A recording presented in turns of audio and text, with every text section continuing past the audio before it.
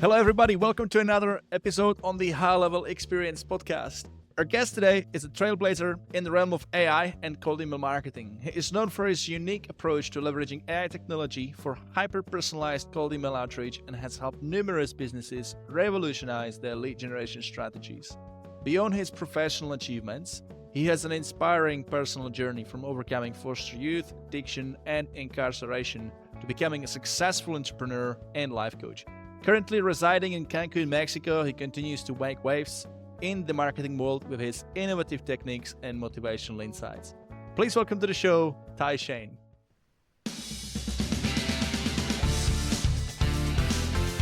Thank you for having me. It's a pleasure to be here. Ty, it's a pleasure to have you on the podcast, mate. It's been a long time coming. I know we've been talking through Messenger, trying to organize this thing. You've been busy, I've been busy, and here we are. And the comments. You gotta love the comments and social media. You get to know people, and then finally you hit the DMs. So it's interesting how the new relationships form in our social media driven world. 100%, mate. 100%.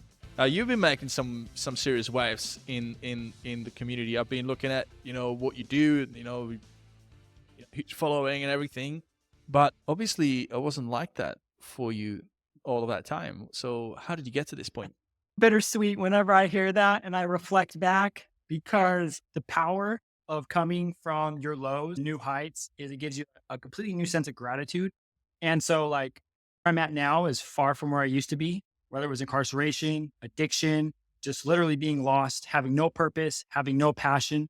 And so through my addiction, through incarceration, through homelessness, through all these battles and all these trials, that's where I gained all of those. And so I can't even imagine life not having come from, my lows, because the sweetness of now, like I'm under immense pressure, like I'm just filled with abundance of gratitude every day, because like literally just being able to walk more than 20 feet to me gives me gratitude, because I used to be a tiny cell, 23 hours a day, 6 steps.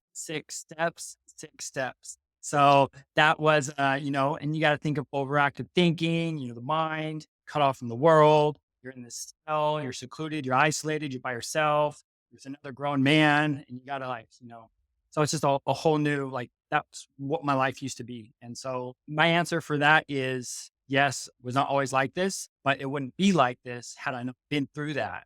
And I wouldn't be who I am had I not been through that. I wouldn't have compassion. I wouldn't have empathy. I wouldn't have passion. I wouldn't have purpose. And so that's what addiction, incarceration, the struggles of being adopted, like my poor parents, I put them through hell, but I mean, God knew what he was doing, and it brings me here today. You were trying to find yourself and you found yourself. I met my birth mom. So 6 months after meeting my birth mom, I put the crack pipe down. I had just started college at the Ohio State University. So I was living in a homeless shelter. I just met my birth mom. I was hooked on the crack pipe, and I got into college. So I started going to the Ohio State University while in the homeless shelter, in crutches, waiting for knee surgery. So that's why I was in the homeless shelter, because I couldn't work. And after 2.5 months of being there, I ended up succumbing to what everyone else was doing, and I started using it again. But I was already in the process of getting to college, and then going to college pulled me out. But that wouldn't have even worked had I not met my birth mom. But had I not been through addiction, I wouldn't have had the empathy that I have for my birth mom. So the forgiveness and the transformation when I met her would not have come full circle. So The lows and the highs, from my experience, are so correlated that you almost have to look at your lows for the silver lining and the blessing, because life's not working against us. It's working for us. And what is this experience revealing?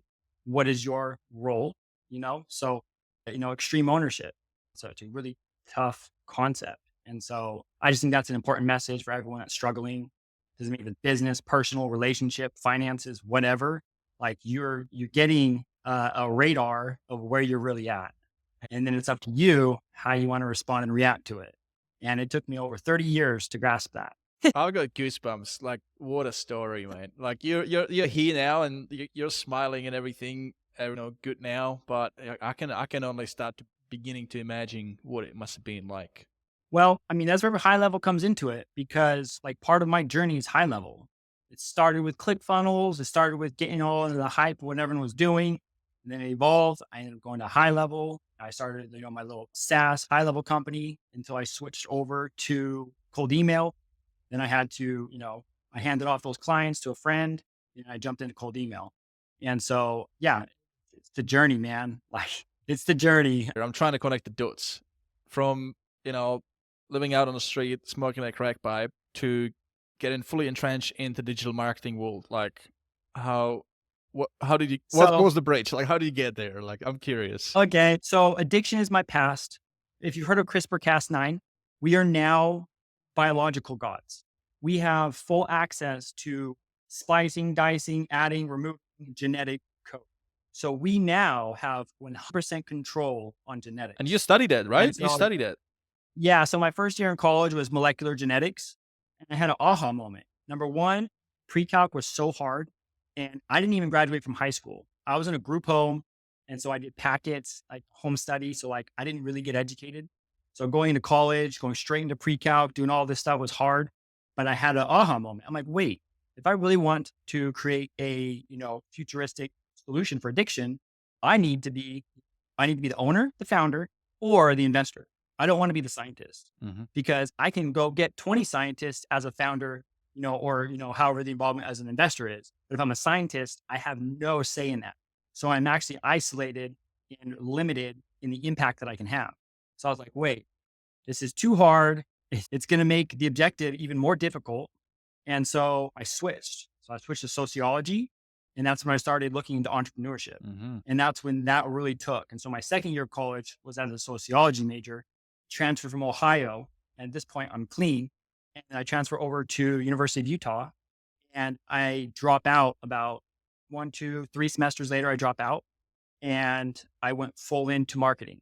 And this was after taking Grant Cardone's 10X marketing course and Coursera's Google and digital e-commerce or digital marketing and e-commerce course. And then I started down that from like funnels, copywriting, websites, Google My Business. And I started there. And then that pushed over into where I'm at now.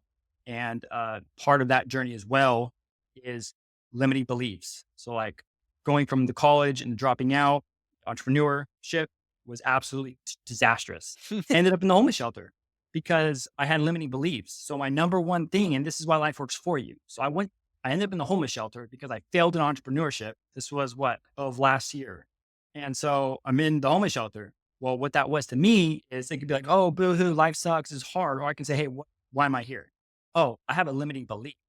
I'm not collecting money. I'm not asking for money. I'm not sending out invoices. I'm doing stuff for free. I'm trying to be the cheapest. And so like, that's a whole nother part right there. But how do I say this? Because of my life experiences, I had to overcome those.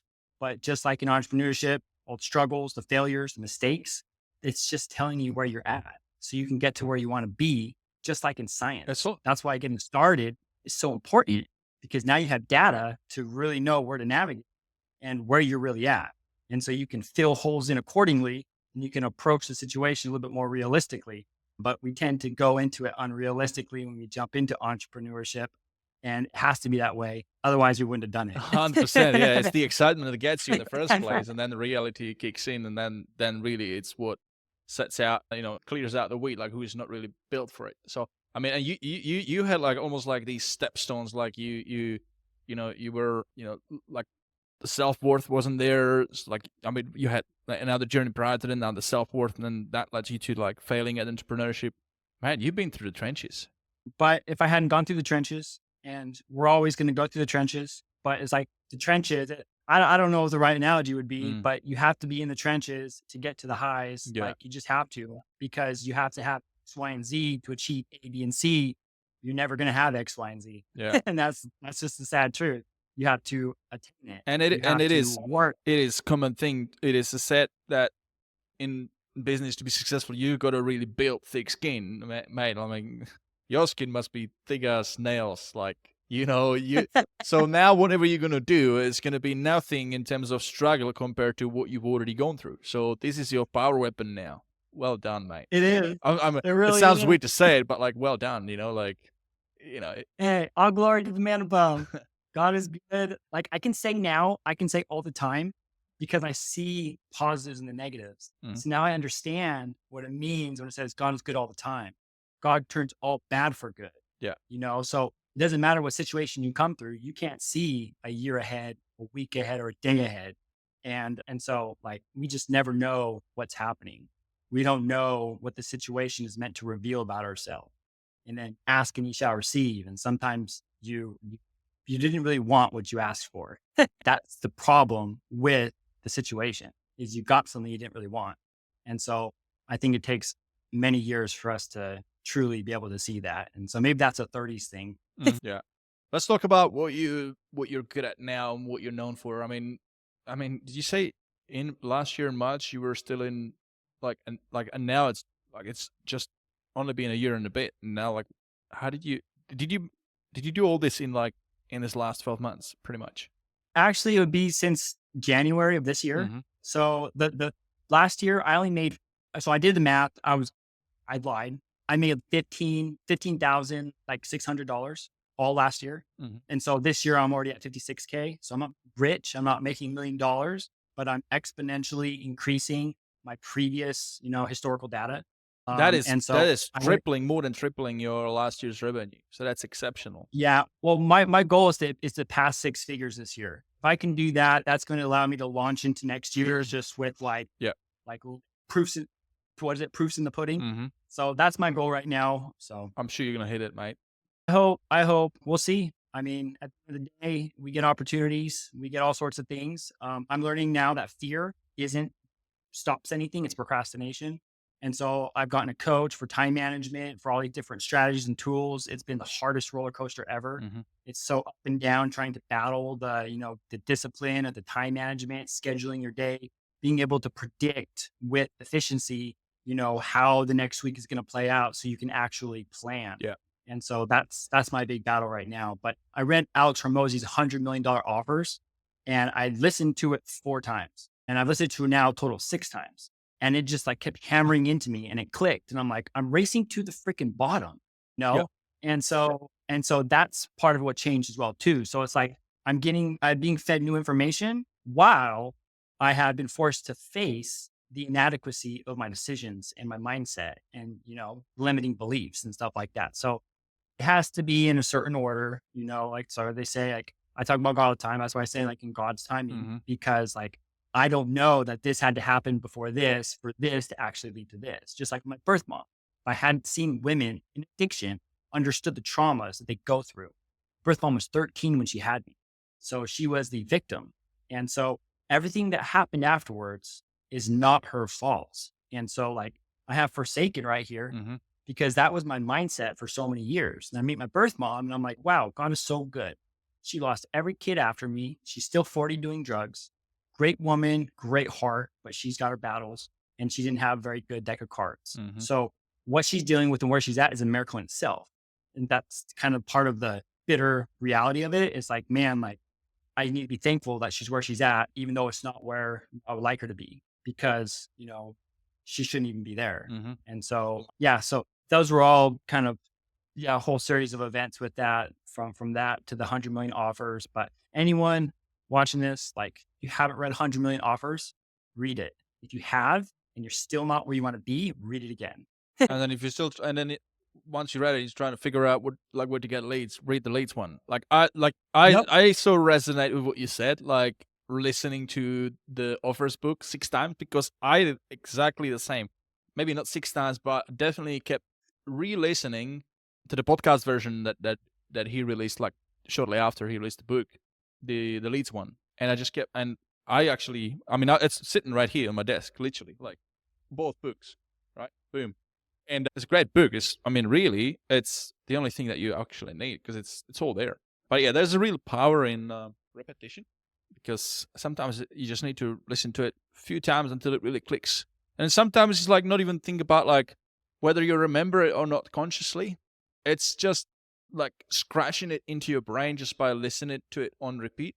You subconsciously start to apply to these things that you don't even know. It'll just naturally guide you to those principles that are explained in those books. So, because all the time, you look at the community, like the HighLevel community, there are people all the time still asking like, how did you, like somebody posts about some success that they hit. They just sign up first, and then people like commenting like, somebody might make a post like, I just signed up 3 clients yesterday, and then people go like hunt in droves like, how did you do it? How did you do it? How did you do it? I'm like, I don't get it. Like it's not a rocket science.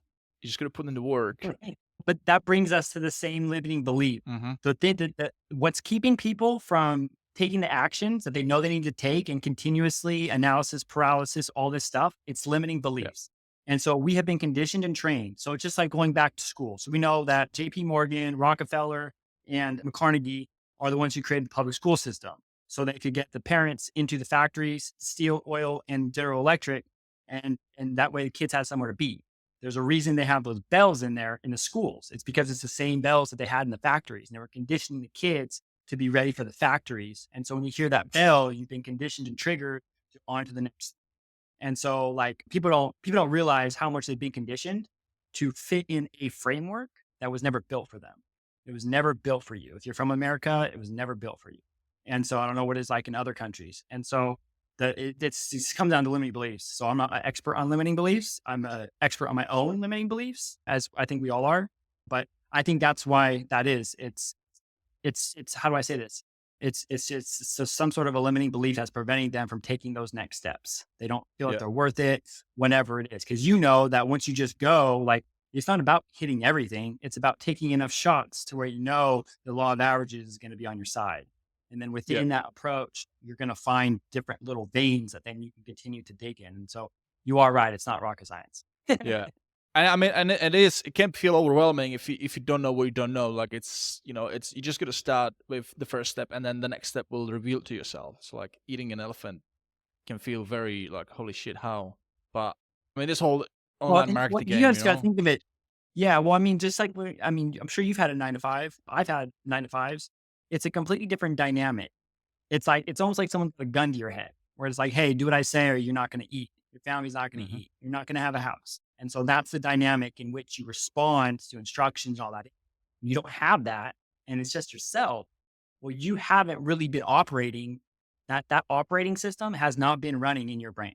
So now you're bringing a whole new operating system to something that you've been conditioned, if you're in America for sure, since a kid, to not do. That's why, like in America, the elites say, they don't send their kids to public school because they understand what public school is doing. And so, so I think that it's a deeper root issue because of where I was able to connect my problems to, that people are stuck in that and they just don't realize it. Mate, let's go into some tactical stuff here. You've successfully integrated AI with cold email strategies. Can you explain how AI is transforming the traditional email marketing and what benefits it brings to business? Oh yeah. So it's just like if you use Apollo, ZoomInfo, or wherever you get your data from, you're just used to having that. And anything outside of that, you got to do it manually. You would have VAs do it, whatever it would be.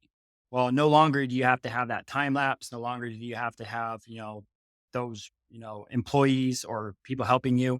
You can automate it, instantaneously execute on it, and you can automate those manual processes. So for example, if you were to go look for certain data points or go see where they were ranking for this, or like whatever your manual process would be, you can now do that through automations. You can replicate that whole process. Whatever your messaging is, you can replicate and reverse engineer and infinitely replicate that message, but tailor to every specific lead.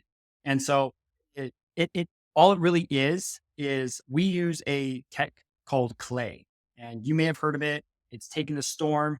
They just got, a huge round of funding at a $500 million valuation. So they're just like, they're on a sprint right now. Is it something like Instantly? Clay goes with the Instantly or with the Smartly. So what it does is it crafts, it does the research, and it does the enrichment, and it does the lead qualifying. It does the lead scoring. It does the extra levels of research and segmenting. You can have 5 different campaigns in a Clay table, and based on different parameters, it'll push it into different campaigns. And so like you can, how do I say this? You can customize, automate, enrich, use ChatGPT, Anthropic, Gemini. You can use any language learning model to craft copy. And then it's just like, imagine it in a GPT prompt, but it's just mass produced. But you have variables in that GPT prompt that inputs information only relevant to the lead. So it's got this variable in the prompt that's running on every single one, but each variable is different. And so now you can use whatever it is your strategy or your angle is. You can actually use them. You can use your ICP. So you have AI say, hey, who is their ICP? Mm-hmm. You have AIs do all these different things. So it's just like intelligent web scraping from their social profiles, personal profiles, website. You can just do worldwide web searches. Like I could search podcast directories and see if any of my prospects were recently on a podcast. I can use that in my messaging. I'm saying there is nothing that you cannot do. We can run through, you can go into the Facebook ads library, you can run into the LinkedIn library, you can run into all these different ads libraries, and you can use that for data. They have a video ad. You can now use AI through the automated process, transcribe that, use that ads, whatever in your email after having transcribed it. Like you can get as creative as you want to be. And the possibilities are like so limitless that like I can't even effectively describe what the possibilities are, because it's like, hey, bring your own problem and then fit it into this solution. Yeah. And it fits in for everything. So really there's unlimited possibilities. Now, when you say it goes with, instantly goes with Apollo, what do you mean? Like, do you mean like that you don't do the actual campaign through it? You use something like Instantly to then do the campaigns? So you push it into Instantly, or you push it into Smart Lead. So whenever is being sent by Instantly or by Smart Lead, Clay create. And so you can still have like your hard copy with dynamic copy that's personalized and tailored only to that lead. Mm-hmm. You can have fully AI generated emails. Like right now, one of my basic things is I'll do a 3 or 4 sentence. Each one is generated by AI with its own different prompt. Mm-hmm. And it costs me like 0.0001 cents per output. So it's like such dirt cheap. So question with and- that though is, if you do each sentence separate through separate prompt, does the end result, the end, like the final paragraph, does it actually, make sense? Oh yeah, because you're prompting each sentence. So each sentence has its own prompt. So I know sentence 1 has this objective, it needs to fit in this framework this way. Right. So I'm going to prompt it for that. And then sentence 2 needs to follow sentence 1 to transition into sentence 3. Right. So there's a flow. So the AI takes in account Yeah. what's been generated prior with the other prompt. Okay. So it does. Yeah. Okay. Yeah. Yeah. And so it's just like, just imagine anything, how it says, if you've done cold email or you've received emails that weren't personal, like imagine if you were to take this strategy and put it over that impersonal email, Mm-hmm. that email would instantly be personal, because anything generalized would be like specific. So it's just like, you can mention specific products they sell. You can mention the prices of their products, but you're just pulling all this stuff at scale. You're using AI to do all this research for you based on the leverages, the pain points, the demand, Mm-hmm. et cetera, et cetera. So it's like, I have to be careful when I talk about this, because I kind of jump all over, because it's just like, it's just like anything you do prospecting. Because that's another thing is I'm in cold email, and I'm now like, I have to be like one of the top prospectors now, because I know how to prospect using AI. I know how to prospect at scale. I know how to filter, qualify. I know how to get deep into prospect. And you couldn't do this a year ago. And if you did, it was manual, or you were paying crap ton for some enterprise software that none of us had access to. Mm-hmm. And so like, it's just a whole new era of being able to identify in real time based on relevant signals who needs your offer. So instead of going to Apollo now and just downloading all the contractors who do drywall, you're not approaching it that way anymore. Now you're taking the list of drywall contractors, you're finding signals or different segmentations so you can speak to the list in as personal and relevant manner as possible. And so it's just taking the traditional to new depths and infinite possibilities. So I just can't wait where they're going to be in a year, man. Oh, mate. And everyone needs to be using it. So I'm pushing this in the HighLevel community. So like one of my big things is like in HighLevel, you can't cold email on HighLevel. You cannot sustainably cold email for a long period of time, Mm-hmm. because you're literally it's just like if there's only one pillar and it's hearing all the weight, adding weight, it's going to crumble. But if you have 20 pillars, 50 pillars, 100 pillars, like if one were to break, it doesn't matter. Nothing's going to break. Yeah. We're talking about having more accounts, which is not what you cannot do in HighLevel. Yeah. So like we push 100. So like our minimum is 100 email addresses per system. That's a minimum. Like Instantly or whatever. So I'm sitting at 45 right now. I've opened up all my, Google Workspace ones through Indian resellers, right? As you do. And then got them to set it all up for me. So I've I've done one campaign in December, hitting up all the martial art clubs, and I haven't doubled into the AI. I know there's some AI generation in Instantly as well, but by the sounds of it, this clay thing, it's probably at another level. Does that then mean that probably makes the functionality, AI functionality in Instantly kind of obsolete and you just disregard it? No. They're two mechanisms. So one is the content. The other one is the mailman that's delivering the content. Mm. So Instantly is the mailman. Clay is the No, envelope and the letter. so I get that, and but the like pen. I'm talking about the, like Instantly now has capability to generate some copy through the AI as well. So Oh yeah. That thing's been garbage from the beginning. has it? Okay. That's why I switched to Smart Lead You originally. just saved me a lot of time, mate. Yeah, because listen, Instantly, Smartly, they're great. They both deliver. They have their things. But my number one thing with Instantly is they don't fix their bugs. Like it seems insane to me for how fast they grow, all the new features. They keep passing over bugs. And like Smartly, there's only one bug that's been persistent the whole time I've ever used Smartly. They haven't fixed it yet. But Instantly, I just find bug, and it just annoys me. It makes it inefficient for at scale for different things. Another thing too is like one thing you have to remember when it comes to like Instantly, Smartly, anything in cold email is you need to understand before you pick one what you need. Because, for example, Smartly communicates two ways with Clay. Instantly only communicates to Clay. So you don't have as much back and forth versatility. So once you push something in, you can't go and add to it. I can. So say I saw something I want to add or an adjustment I want to make, I can in real time go propagate a new variable and push it in there. And then, in email 3, completely modify what I was doing before with whenever I want it to be. You can't do that Instantly. You have to recreate the campaign. It's just a whole thing. So the thing about all those is like, you have to understand what you need. Don't get too caught in the shiny objects when your tech stack's alignment and synergy matters first and foremost, because that's what's going to truly automate you in the end. So that's why I use Smartly, because it has a better API. It's two-way communication with our driver. And so like automation is limitless. Like I already have a whole flow to in real time reply to cold emails. And so like that's Smartly's API call. You can't do that in Instantly, but you can do it in Smartly. I like so that. You have to know what you're trying to do, what your level of experience is, how much, gusto you're going to put on your system. If you're beginning and you're basic, Instantly is probably best for you. If you're going to be building, creating, getting complex and automated, then Smartly is probably going to be your better option. You both have mobile apps now. So that's just something for anyone listening to this to just think of. Make sure you look at the features and make sure you look at your current tech stack and make sure that there's not going to be a cog in the engine. Yeah. You don't get 2 steps in and realize you got to go 2 steps back. Yeah, I was going to say, like, I did achieve some level of results with Instantly when I was doing that campaign, and got a bunch of people from it onto a webinar. So, I mean, obviously the big thing is the offer as well. We'll probably go into that in a second. But before we do, like, there's been always like this thing like, oh, when is Spintax coming to HighLevel? When is Spintax? Spintax. But now I feel like that's an old school thing. Like that bad boat has sailed. It's like now it's really AI. Like Spintax, it's good for what it is, but like AI is where people need to go all in on.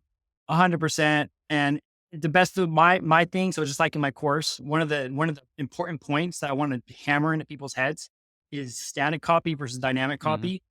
And if you want to be successful in mass outreach deliverability, you have to understand dynamic copy. Because what really we're talking about is personalization. I mean, Alex Ramosi talks about it in his book. He's like, you can either do cold email and go this way, or you go hyper personalized. It's going to take you a little bit of time for each email. But now that's actually an obsolete as well, because now it's AI. So, I mean, his book was published a while back. So, it's the rate at how everything is moving is incredible.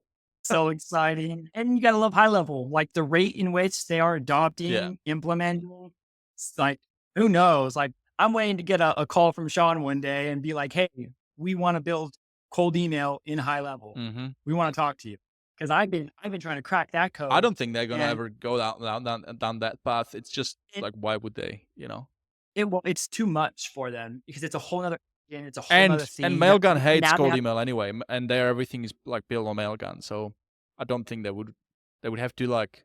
No, well, you never know, because I'll just tell you this thing. The thing with HighLevel, like, it's already weird some of the stuff they've added in there.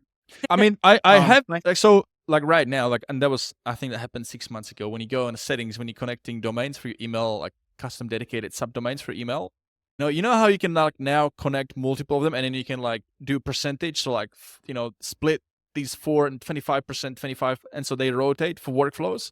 I looked at it, I'm like, It's a small cold email engine. It is. Yeah. I mean, they playing it like it's a contingency thing. If like one of your subdomains go down, you got these other 3. But I looked at them like, in a way, this is a play on cold email. So you could do that. Yeah. But yeah. Well, I look at that. I 1000% look at that. And that's actually one of the things one of the things I share in the HighLevel community is I show like, look, you can use these 4, or I show, boom, look, I had 100 emails. Yeah. You can't send out thousands of emails a day with 4 emails. No. And if you want law of averages to work in your favor, good luck with 4 emails. You're not going to get very far. Now, for the listeners that are on this podcast and they got up to this far, we're, what are we on 30 minutes in? They might be like, what the hell are you guys talking about? Like, what is this cold email? Can you just share, like, I know those, but I would love to hear from you. What are some like key principles when it comes to it, like limits and things like that? Over the past year, deliverability has taken a dive, but it hasn't delivered taken a Since dive. February. The parameters in which it will deliver into the inbox have changed. Yeah. So deliverability hasn't. So that's a funny thing. I've said it before. We all say it. Deliverability hasn't changed. Just the rules have changed. Yeah. And so now volume, we don't send out 50 cold emails anymore. I'm only sending out, I think 26 is the highest that I have Per on the account right now. Per email address is 26. Mm-hmm. So that's an important one, is understanding your volume, understanding warm up. You need to have your warm up. You need to have that. How do I say it? The best way to perceive warm up is law of averages. You're building up a law of averages. So when you start to dilute it with your cold email stuff, you have something to kind of fall back on. You've already built a positive reputation with the servers before you start sending out anything cold. So that's a very important part of the process. And then obviously the volume, because you could do all the technicals right, but if you're putting HTML, like if you're breaking these rules. So let me explain this. Okay. Best practice is no HTML, because spam filters are looking for HTML. Mm-hmm. And when you track open rates and click rates, they put a little 1x1 pixel, which is HTML, into the email. So like we push big, no HTML, don't track opens and don't track clicks. Mm-hmm. And then obviously you could do those, but if you got spam copy and you got like salesy copy, it adds up. Then there's a good chance you're going to hit a spam filter too. Because there's a point system, right? So then more I don't know what a specific point system would be, but it's kind of like it makes sense that would be, It's like a 4-channel type system where you do this, and this, take care of those, you'll be good. Yeah. And so that's why understanding like static copy versus dynamic copy, because that right there is going to, that right there removes a lot of possibilities of going to the spam. Right. Because one of the other things they look for is repeating copy. Right. So, and that's where Spintax came in, like was so good for that. Yeah. It's still good. Yeah. Well, and where was I at? Oh, I lost my thought. So that's a big one right there. And then as well too, it's relevancy, because if you're relevant, you're going to reduce the possibilities of being marked as spam, of anything negative happening. So that's another thing. So it's like, volume matters, but if you can focus on the relevancy and the timing and the signals, which is the new era of cold email through automation, you're going to have people are going to receive you differently. Like last week, for example, with one of my recruitment agency clients, I switched up this week's and I literally blew last week's out the water. And so a part of cold email too is you have to have volume to effectively test anything you're doing. So that's why you got to have a big system. Yeah. Because if you send 100 emails out, that's not a test. You send 200 emails out, it's still not a test. You send 300 emails out, still not a test. You need to hit 500 to 1,000, and that should be your minimal for actual test. And if you have a big system, you can run that in a day. So being on yourself, knowing that it's like science, and science is wrong 99% of the time, the first time. And what do? Now they have data, they have a starting point, they have something to analyze, something to optimize, they have something to work with. They have a starting point. And so with cold email, you just got to get your starting point and got to get started. And so it's not like you run cold email and you're guaranteed. Like people will put out these templates and they'll say, by these templates, you're going to book meetings. Listen, I still don't know anyone who's done that and had success. Yeah. So like you have to know your offer, you have to know your audience, and then part of knowing your offer and your audience is your messaging. And so I Things think, need to be. yeah. And so it's just like with the recruitment agency right now, we have two. So right now we're finishing the full automation where every day we'll scrape Indeed and these job boards. We'll send out hyper personalized videos in real time right as they post the jobs. But then our next signal is now I'm looking at different databases for funding, seed funding, different rounds, startups, because they need decision makers. And especially if they just got money, they're looking to fill new roles. So that's a signal that I'm going to be using that's different than just hiring on a job board. And then we're going to have messaging that's going to be specific to those companies in those rounds. We might even go by industry as well to get more personalized, but we will be doing videos for this. So it won't be text-based Like emails. AI generated videos. Well, it's not all AI generated, but AI is kind of part of the merging, the smoke and the mirrors. Oh, like you've got a real video template and then you're holding a banner or something and then AI. Well, it's a video. We replicate Loom videos to make them look like Loom videos. And there's also like Tavis. I've used them before. You can use a full AI avatar and it will create a Loom video that is its full avatar view. And so like there's when I said before, like possibilities are infinite. Yeah. You can go as deep or as far as you want. And so, but on the signals, the reason I brought that up is because like knowing the right timing is going to make a whole lot of difference. And so whoever your ICP is, there are signals and there are data points that you can find and then connect to, extract, and then use that to qualify your leads. Man, I hear you speak and bet you must be like really into data. I feel like that might be one of your power weapons. Like you're really like nerdy about data, the way you talk Not about it, you know? not so much, because one of my weaknesses is organization. So I don't think being data oriented and being disorganized are necessarily like super synergistic. I do like data because I like statistics because it gives you a realistic perception of what you're going up against. And so like, for example, my passion is justice reform. I know that 77% of anyone in America who enters a prison will be back within 5 years. And I experienced it. I saw it. And that data point tells you that something's wrong with the system. So if 77% are coming back, it's not the people, it's the system. Yeah. And it is the system. And luckily I went and got educated, sociology. I'm like, oh crap, I just cracked the entire system with college. And so it's the same concept. So yeah. This is exciting. Well, let's move into high level questions because this podcast is about high level as well. Do you use it much aside from cold email? I mean, sorry, I know your big game is now with cold email, and then you had your SaaS campaign before, which you've sold off, or did I get it right? You sold it off? Or I gave my clients to a friend. Passed it on, yeah. So do you still use high level for anything? Oh yeah. I use it for CRM. I use it for automations. Oh. I stay close to high level, even though I'm not like highly integrated with it, because I use it for my warm lists. I only have like 1,000 people on my list, but I use it for my warm lists. I use it for, basic stuff for my business. I use Calendly though. It sounds kind of crazy. I don't use high level's calendar. That's my way of breaking out of the high level paradox. It's like high level is great, but it doesn't mean everything's great. And there are times and there are certain things that you should go external for if you're really trying to push it. And so there's that paradox where it's like, we want everything in this one spot. And it's like, do you understand the cost of that? You understand the cost of output and quality that comes with the all-in-one Swiss Army knife? You're never, ever going to be able to compete with someone who's got the best and the best of the best running through automation. So that was one of my ways. I intentionally did it because I'm like, I'm not going to get caught in this paradox. Yeah. I already caught myself and I see other people doing it, and it's so detrimental in my opinion. I mean, it works fine for me. I've got all my appointments done through high level, but I mean, I've used Calendly before, and it is a purpose, like it's a system for that one specific thing. So I mean, it's naturally it'd be ahead for sure. I mean, you got clear answer. That is last week high level introducing integration of Calendly into high level. Right. So there's your answer, right? It doesn't mean that you need to all now go and switch from your pre-set up appointments in high level to Calendly, but it means that if you do want to, like the way you said it, basically. So let's talk about high level, like your journey. Like how did you find out about it, and what originally grabbed your attention with it? So it was actually a mentor of mine. I can't remember specifically what it was, but I moved him from Kajabi to high level. And that's kind of what started that. And so I had been in high level before that, like dabbling in it, but this is right at the time where I went homeless. And so I was still breaking those limiting beliefs. And so I've been playing, doing, executing, but not monetizing.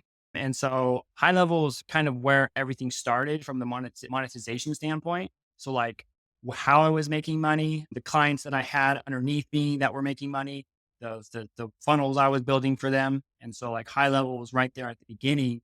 And then that's when I, had to come to that. Do I want to do cold email or do I want to be a SaaSpreneur?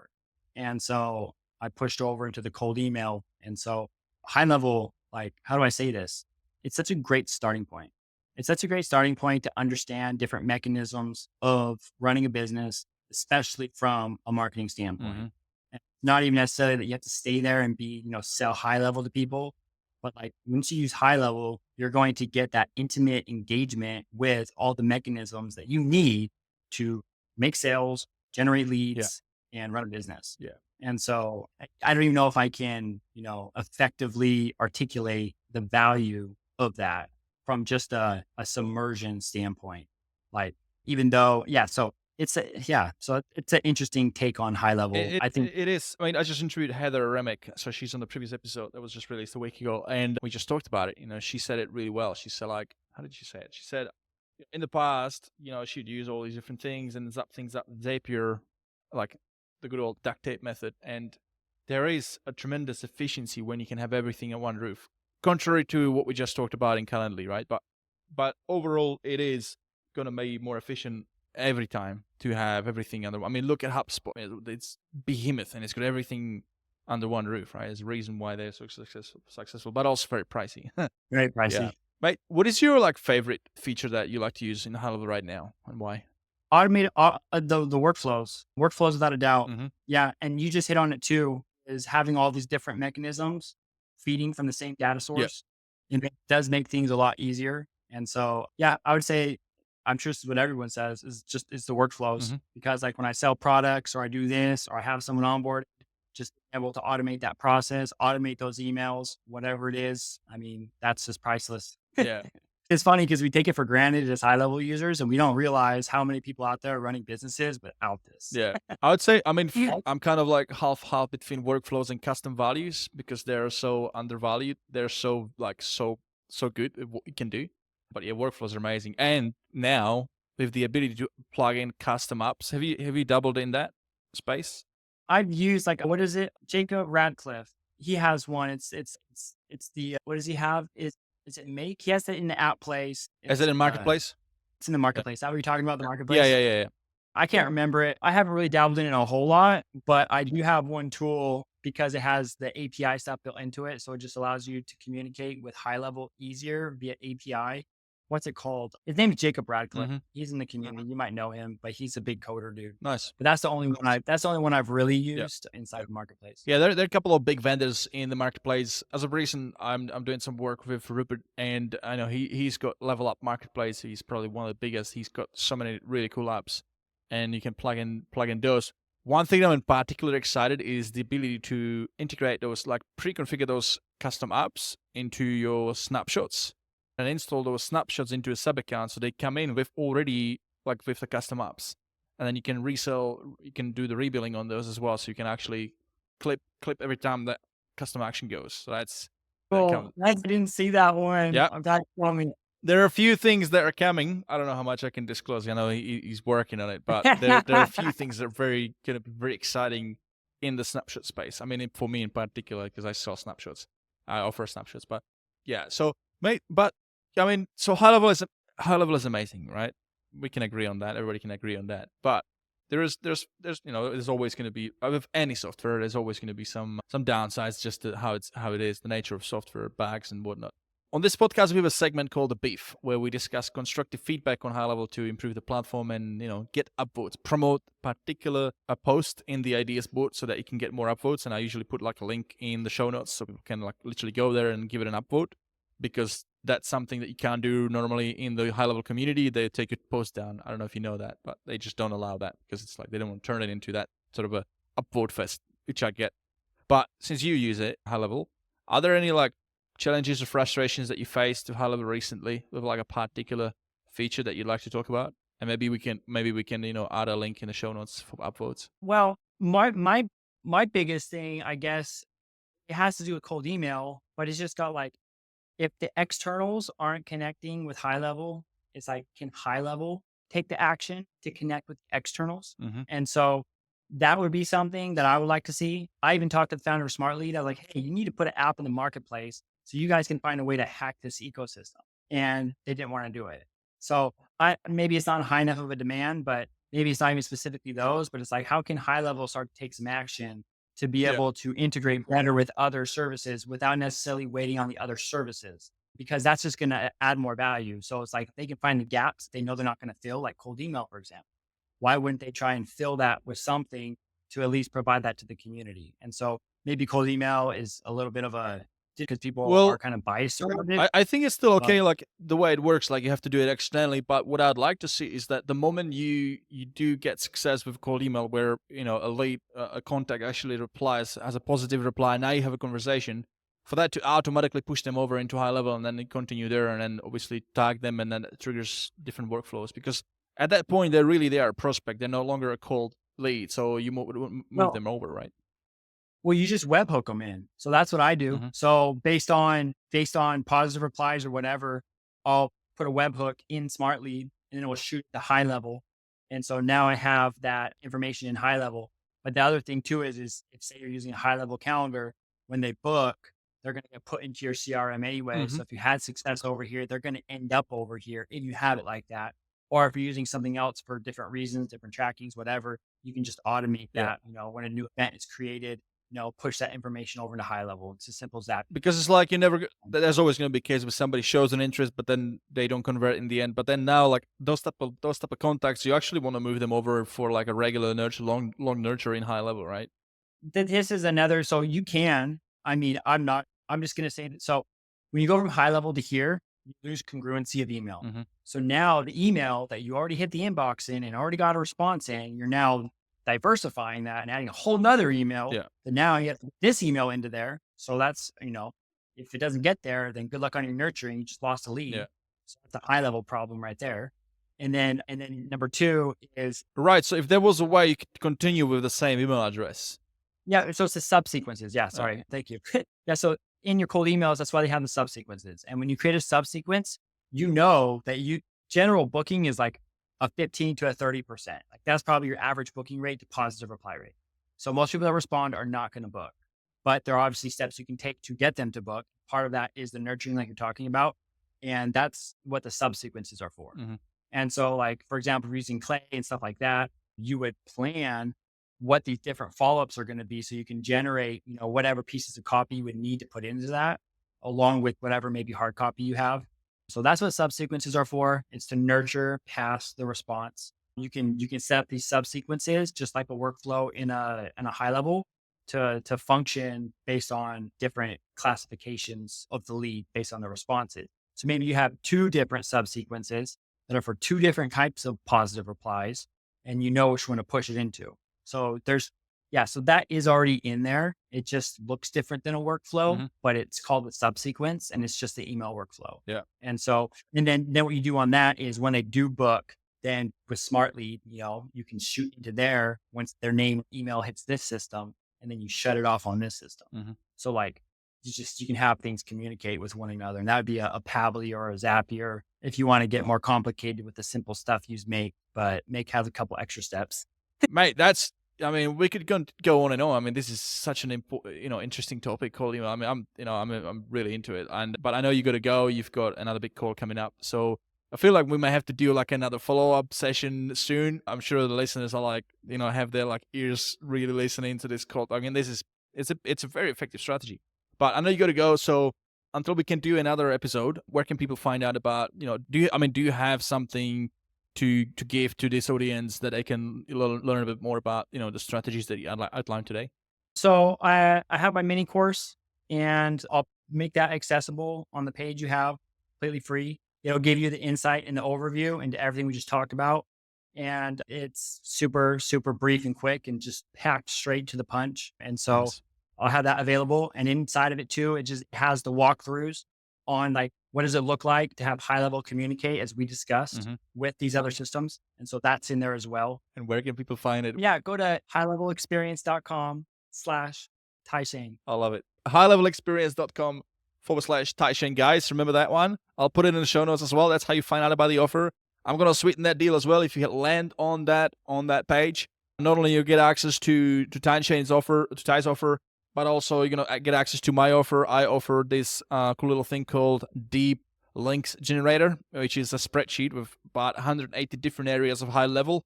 And there's nothing worse than signing up a client who doesn't know about your CRM and it's a Spanish village for them, and then they're meant to like scroll and click a button, find where they need to get to. Instead, you serve them with a direct link to the direct area of the high level, make it easier user experience for them. Example being, a new client signs up with you and you want to talk to them about hey, you should be doing newsletters. Instead of saying like, hey, click there and click there and click there, you just say click here and that takes you straight to create a new newsletter. So these are just deep links. It's not a rocket science. I just did all the work so you don't have to. There's a video tutorial and then you just plug it in your emails for your customers. They're going to thank you for it. And it's going to go a long way in making their experience better. They're going to be using your software more. They're going to learn quicker, and that means they're going to stay longer. So you're welcome. Mate, thank you so much for being on. I wish we could continue to talk for longer, but I'm respectful of your time, and you got to do the call. So we'll follow up on everything. Do you have any final piece of advice you'd like to end with before we wrap up? If you're struggling, as most high-level users are, look at the struggle to find the solution through you. And so we are the only barrier between our goals. And so I just know from my journey, I spent a whole year, didn't make a penny. And if I could go back and not have to do that again, I would.